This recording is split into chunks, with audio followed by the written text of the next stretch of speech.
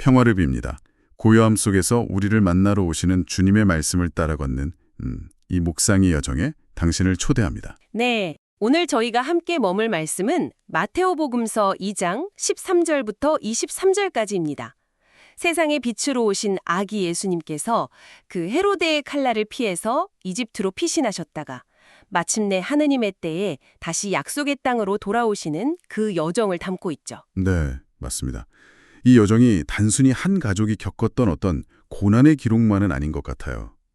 오히려 가장 어둡고 또 불안한 순간 속에서 가장 연약한 이들의 침묵과 순영을 통해 당신의 구원 계획을 이끌어 가시는 그 하느님의 세밀한 섭리를 발견하는 시간이 될 겁니다. 그렇군요. 오늘 이 말씀을 통해서 우리 삶의 그 피난길에도 함께 하시는 주님의 손길을 느낄 수 있기를 저도 희망합니다. 저희는 먼저 하느님의 말씀을 소리내어 읽고요. 잠시 침묵하며 그 말씀이 우리 각자의 마음에 스며들도록 기다리겠습니다.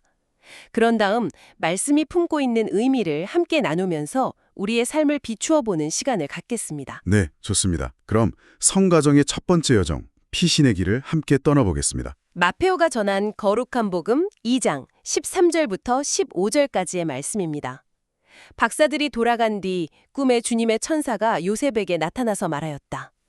일어나 아기와 그 어머니를 데리고 이집트로 피신하여 내가 너에게 일러줄 때까지 거기에 있어라.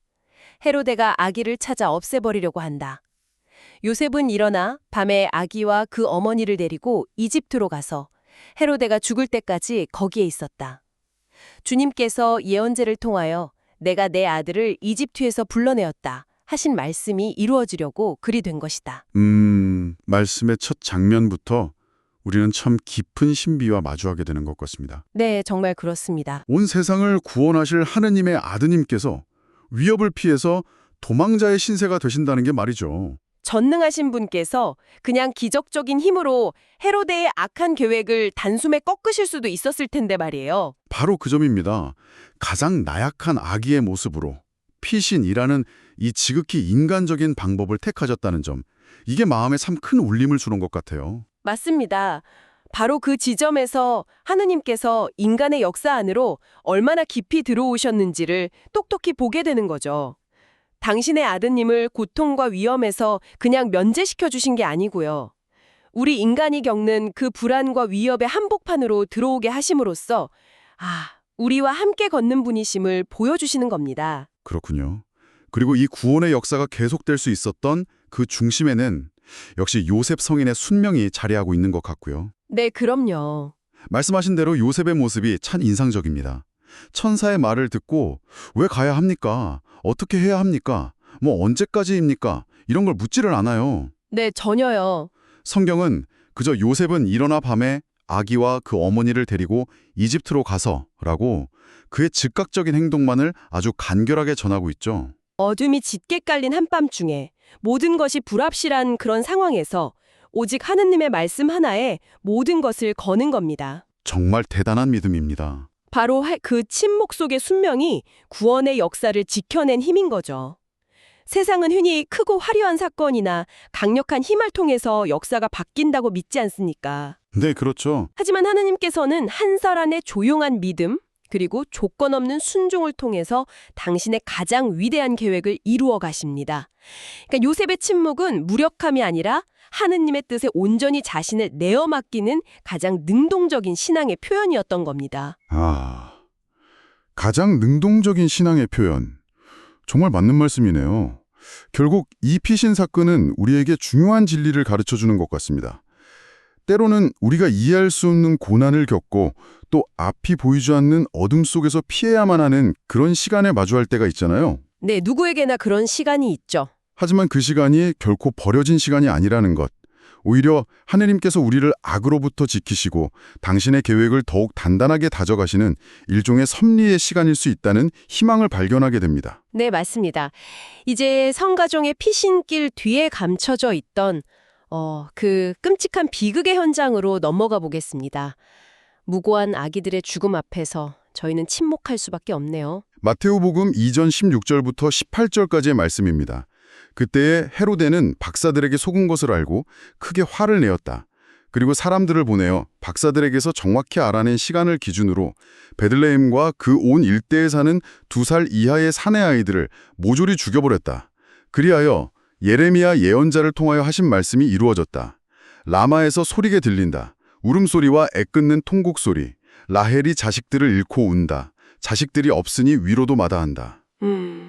참으로 마음이 무거워지는 장면입니다. 네. 그렇죠.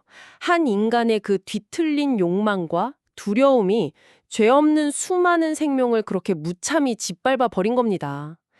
이것이 바로 하느님 없이 살아가는 인간이 만들어내는 죄의 비극적 현실이죠. 맞습니다. 여기서 저희가 교회의 가르침을 통해서 중요한 점을 하나 짚어야 할 것 같아요. 하느님께서는 결코 이 악을 원하시거나 계획하신 것이 아니라는 점입니다. 아, 물론이죠. 선 자체이신 하느님께서는 악을 만드시거나 조장하지 않으시죠. 다만 인간에게 자유의지를 허락하셨기에 그 자유가 이렇게 끔찍한 악을 향해 달려갈 때에도 그것을 허용하실 수밖에 없는 그런 신비가 있는 것 같습니다. 이 사건은 하느님의 계획이 아니라 인간의 죄가 빚어낸 참혹한 상처입니다. 네.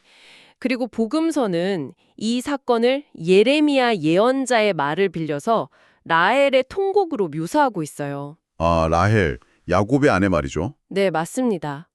라헬은 야곱이 가장 사랑했던 아내이자 요셉과 베냐민의 어머니로 이스라엘 민족에게는 어머니와 같은 상징적인 인물입니다. 그녀의 무덤이 베들레헴 근처에 있었기 때문에 마테오 복음사가는 이 베들레헴 아기들의 죽음을 라헬이 자식들을 잃고 통곡하는 모습에 빗대어 표현한 겁니다. 아, 그렇군요. 그러니까 단순히 몇몇 가정의 비극을 넘어서는 거예요. 과거 바빌론 유배 시절부터 이어져 온 이스라엘 민족 전체의 역사적 고통과 슬픔을 상징하고요. 또 구세주의 탄생에 맞서는 어둠의 세력이 얼마나 강력하게 저항하는지를 보여주는 거죠. 하지만 여기서 우리가 놓치지 말아야 할 가장 중요한 희망의 메시지가 있는 것 같습니다. 네, 어떤 걸까요? 이처럼 참혹하고 깊은 어둠 속에서도 하느님의 구원 계획은 결코 멈추거나 좌절되지 않았다는 사실입니다. 아, 구세주이신 아기 예수님의 생명은 하느님의 보호하심 아래 이집트에서 안전하게 보존되었죠. 이것은 세상의 그 어떤 악과 권력도, 그 어떤 짙은 어둠도 하느님의 구원 계획을 끝내 이길 수는 없다는 아주 강력하고 분명한 희망의 증언이 됩니다. 맞습니다. 정말 중요한 희망의 증언이네요. 이제 그 어둠과 통곡의 시간이 지나고 하느님께서 정하신 때가 이르렀을 때의 이야기로 발걸음을 옮겨보겠습니다. 이 귀연의 여정 속에서도 우리는 하느님의 세심한 인도를 발견하게 됩니다. 마테오복음 2장 19절부터 23절까지의 말씀입니다. 헤로데가 죽자 꿈에 주님의 천사가 이집트에 있는 요셉에게 나타나서 말하였다. 일어나 아기와 그 어머니를 데리고 이스라엘 땅으로 가거라. 아기의 목숨을 노리던 자들이 죽었다. 요셉은 일어나 아기와 그 어머니를 데리고 이스라엘 땅으로 들어갔다. 그러나 아르켈라우스가 아버지 헤로데를 이어 유다를 다스린다는 말을 듣고 그곳으로 가기를 두려워하였다. 그러다가 꿈의 지시를 받고 갈릴레아 지방으로 떠나 나자렛이라는 고을로 가서 자리를 잡았다. 이로써 예언자들을 통하여 그는 나자렛 사람이라고 불릴 것이다 하신 말씀이 이루어졌다. 헤로데가 죽자. 네, 이 한마디가 모든 상황을 전환시키는 것 같아요. 그렇죠. 아기 예수를 죽이려던 그 막강한 권력자는 역사의 뒤안길로 사라졌지만 피신했던 아기는 살아 돌아와서 구원의 역사를 이어갑니다. 이 짧은 구절이 인간 역사의 진정한 주관자가 누구이신지를 우리에게 명확하게 상기시켜주는 것 같아요. 하느님의 때가 되자 멈춘 것만 같았던 구원의 시계가 다시 움직이기 시작하는 거군요. 바로 그렇습니다. 그리고 돌아오는 과정 역시 결코 우연이나 어떤 인간적인 판단만으로 이루어지지 않는다는 점이 참 중요해 보입니다. 요셉은 이스라엘 땅으로 돌아가라는 천사의 지시를 받고 길을 떠나지만 헤로데의 아들 아르켈라오고스가 다스린다는 소식에 두려워하죠. 네, 그건 지극히 인간적인 감정이죠. 맞습니다. 하지만 그는 그 두려움에 사로잡혀서 주저앉지 않아요. 네, 그는 자신의 그 두려움마저도 하나님께 열어 보였을 겁니다. 그리고 하나님께서는 그의 인간적인 나약함까지도 당신의 계획 안으로 다 끌어안으시는 거죠. 네, 또다시 꿈의 지시를 내리셔서 그를 더 안전한 갈릴레아 지방의 나자렛으로 이끄십니다. 아, 피신을 떠날 때부터 돌아와 정착하기까지 그 모든 발걸음 하나하나가 하나님의 세심하고 자비로운 계획과 인도하심 안에서 질서 있게 이루어지고 있음을 볼 수 있습니다. 구원의 역사는 결코 혼란스럽게 전개되지 않는 거죠. 그리고 이 긴 여정의 마침표는 또 다른 예언의 성취로 지킵니다.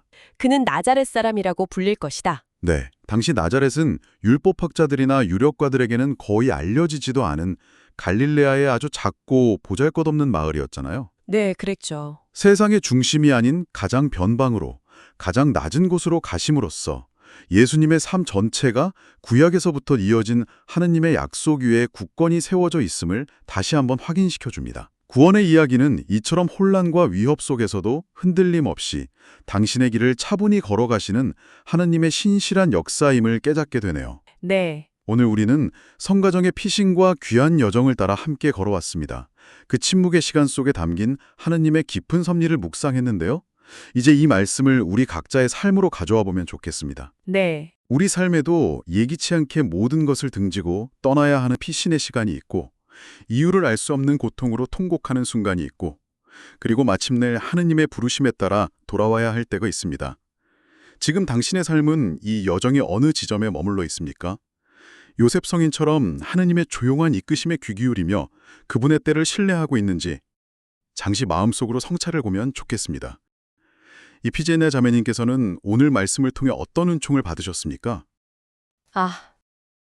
저는 오늘 말씀을 묵상하면서 모든 것이 불확실하고 두려운 상황 속에서도 그저 일어나 한 걸음을 내디딘 요셉 성인의 그 단순한 믿음, 그게 마음에 깊이 남았습니다. 네, 이집트가 어떤 곳인지, 얼마나 오래 머물러야 하는지, 다시 돌아올 수는 있을는지 아무것도 보장된 것이 없었잖아요. 그랬죠. 그럼에도 그는 하느님의 말씀을 믿고 즉시 순명했습니다.